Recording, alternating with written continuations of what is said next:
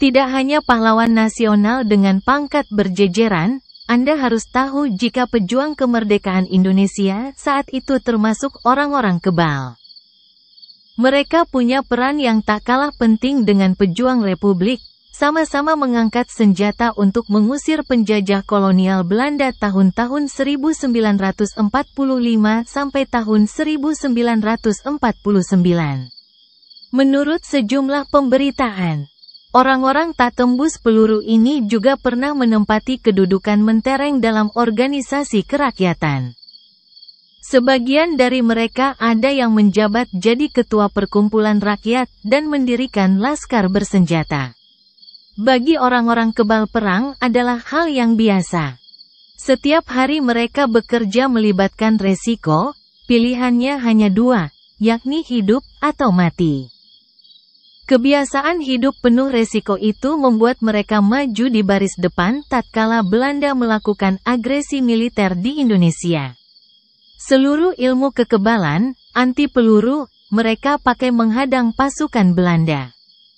Jangankan timah panas yang keluar hanya dari sepucuk senapan, jika perlu berhadapan dengan tank baja pun mereka siap. Tidak akan mundur, walaupun hanya satu jengkal saja. Fenomena orang kebal peluru pejuang kemerdekaan Indonesia itu membuat tentara Belanda was-was. Karena baru kali ini orang Barat menemui manusia antik dan langka. Mereka lantas bertanya-tanya mengapa ilmu kebal berkembang pesat dalam tradisi dan kebudayaan masyarakat Indonesia. Orang kebal pejuang kemerdekaan Indonesia asal Parakan. Salah satu kisah orang kebal di sekitar perang kemerdekaan ditulis sejarawan Patrick Matanasi. Ia menelusuri jejak orang-orang kebal pada masa revolusi di daerah Parakan. Nama orang kebal penentang Belanda itu adalah Kiai Subhi. Konon menurut sejumlah literasi dari masyarakat Parakan, Kiai Subhi kebal peluru karena satu jimat yang terdapat di lehernya. Jimat tersebut berbentuk kalung berliontin kain kotak hitam berisi jampi-jampi gurunya. Melalui fungsi jimat itu, Kiai Subhi pernah menyerbu markas Jepang pasca kalah dari Sekutu tahun 1945. Ia bersama rakyat Parakan menuntut Jepang agar hengkang dari Indonesia. Sementara tujuan lain penyerbuan tersebut adalah menguras habis amunisi dan senjata milik tentara Nippon. Saat Kiai Subhi yang merupakan salah satu pejuang kemerdekaan Indonesia ini menentang Jepang untuk menyerah pada pasukan Republik, ada dua peluru yang mental dari tubuhnya. Namun, saat ia hendak menyerang lebih dekat tentara Nippon, tanpa disadari kalung jimat itu lepas karena tersangkut di jeruji pagar. Akibat kelalaian ini, Kiai Subhi tewas karena timah panas Nippon yang menembus dadanya. Kekuatan kebal sang kiai berhenti karena kalung jimat terlepas dari badannya. Hal itu membuat massa di sekitar kerusuhan geram. Mereka pun mati-matian mengusir penjajah Jepang dari tanah Parakan. Jimat kebal di zaman kemerdekaan hal yang biasa menurut Sugiharto dalam buku berjudul Sanul Daka, yang merupakan pengalaman pribadi Letjen Purnawirawan. Sugiharto, 1989. Jimat kebal di zaman kemerdekaan adalah hal yang biasa. Mereka yang memakai jimat untuk kekebalan tidak dapat dipersalahkan. Sebab kepentingan menggunakan jimat kebal saat itu identik dengan perjuangan revolusi. Pejuang kemerdekaan Indonesia memakai jimat pada zaman revolusi akan membuat pertahanan kaum Republik menjadi kuat. Mereka bisa berjuang di garis paling depan tanpa memperhitungkan resiko yang tinggi. Sebab, keajaiban atau mukjizat orang-orang memakai jimat kebal tidak mudah dilumpuhkan musuh, walaupun dengan peluru yang bertubi-tubi.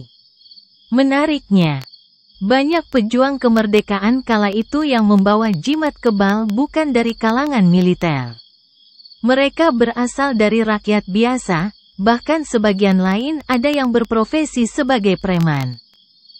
Zaman kemerdekaan membuat mereka rukun dan kompak untuk sama-sama meruntuhkan kekuasaan Belanda di bumi Ibu Pertiwi. Adapun yang jadi persoalan dari kisah ini yaitu, jarang atau bahkan tidak ada sejarah Indonesia yang menceritakan peran mereka dalam pelajaran sekolah. Padahal orang-orang kebal pejuang kemerdekaan Indonesia ini memiliki peran penting dalam mengusir penjajah. Mereka menyumbang kekuatan dan pikiran untuk melepaskan bangsa dan negara ini dari penjajahan. Tren kebal peluru di Pulau Jawa populer sejak 1900-an. Sumber lain mengatakan bahwa penggunaan jimat kebal peluru sudah menjadi tren populer di Indonesia sejak tahun 1900-an. Banyak kaum muda saat itu yang mendatangi guru spiritual untuk meminta jimat kebal. Alasan menggunakan jimat ini macam-macam. Namun kebanyakan dari mereka menggunakan jimat kebal untuk kebaikan. Tapi ada juga yang menggunakan jimat ini untuk kejahatan. Misalnya menggunakan ilmu kadugalan untuk menjadi penguasa wilayah dan menindas rakyat. Atau pada zaman itu biasa dikenal dengan nama jagoan. Fenomena tersebut sering terjadi di beberapa kota besar yang ada di Pulau Jawa. Adapun salah satu tokoh yang menggunakan jimat kebal untuk kebaikan pada tahun 1900-an bernama Bura. Ia merupakan seorang pejuang kemerdekaan Indonesia yang namanya saat ini diabadikan di sebuah desa. Letaknya 10 km ke arah timur pusat kota Jember. Konon Bura merupakan tokoh masyarakat yang pernah menyerang kantor kolonial di Jawa Timur hanya dengan sebilah celurit. Bura terkenal dengan keterampilan silatnya. Mungkin jika kita samakan kasus ini dengan kisah si Pitung di Jakarta, kurang lebih punya kesamaan yang signifikan. Namun kisah Bura menjadi tokoh kebal di Jember tampaknya kurang terekspos layaknya cerita rakyat Betawi yang membicarakan tentang si Pitung.